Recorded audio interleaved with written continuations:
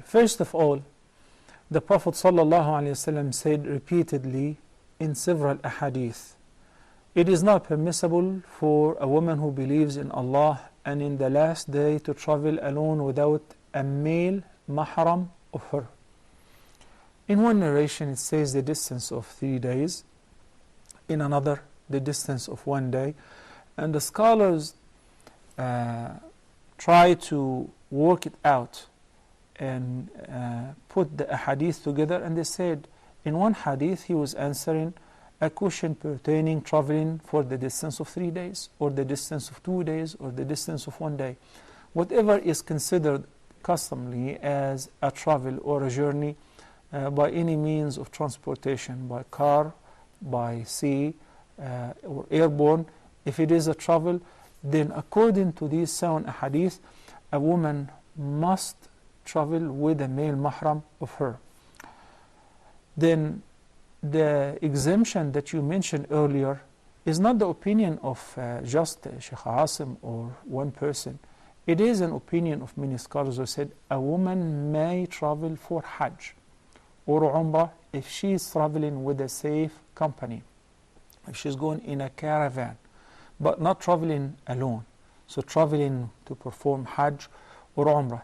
Yet, on the other hand, we have the vast majority of the scholars who said in the light of this hadith, a woman is not allowed to travel without a male mahram, even if she's going to perform Hajjul Farida or Hajjatul Islam.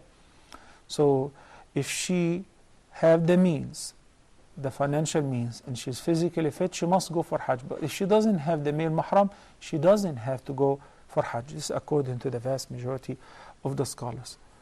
Then we move to another area, which is, what if a woman has to travel for a serious need of hers and she doesn't have any male mahram? She then is allowed to travel, because الضرورات تبيح المحظورات. Necessities will make what's prohibited and restricted allowed, but within a limit. The limit of due to the necessity, and as long as the necessity is there. Of course, who explains the necessity and what is considered a necessity? Some people think for buying the wedding dress from Paris, that's a necessity. No, this is not a necessity.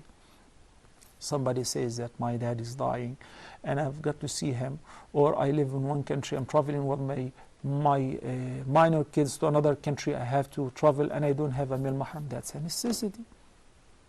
This is called darura. Okay? So according to this opinion, this single opinion, which says whenever it is necessary and a male mahram will drop her to the airport or to the flight, and another male mahram would pick her up from the airport, they say it is okay whenever it's necessary.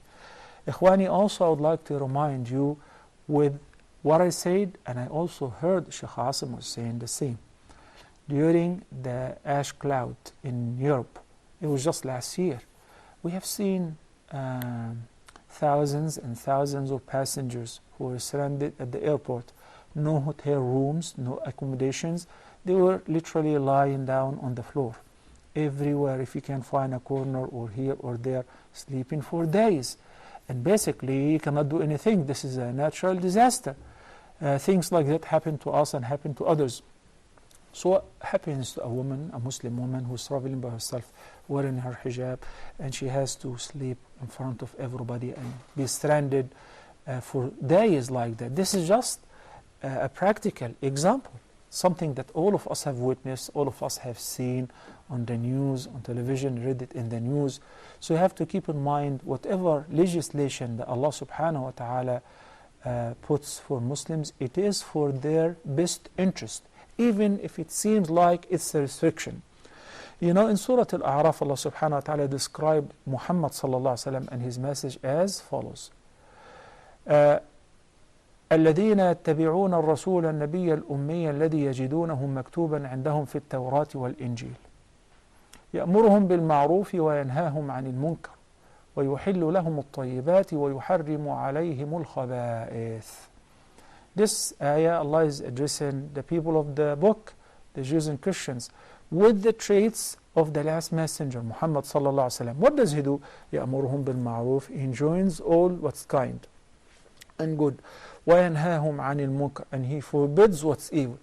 وَيُحِلُّ لَهُمُ الطَّيِّبَاتِ, and He will make lawful for them everything which is good. So anything Islam makes it halal, then it is good, it is healthy, it is useful. وَيُحَرِّمُ عَلَيْهِمُ الْخَبَائِثِ, and He will make lawful everything that is evil, that is harmful.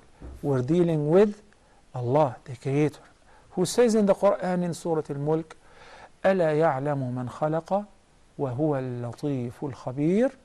So this is the opinion and this is the exception, as I mentioned earlier, and as you mentioned of Sheikh Asim's view. جزاكم الله خير.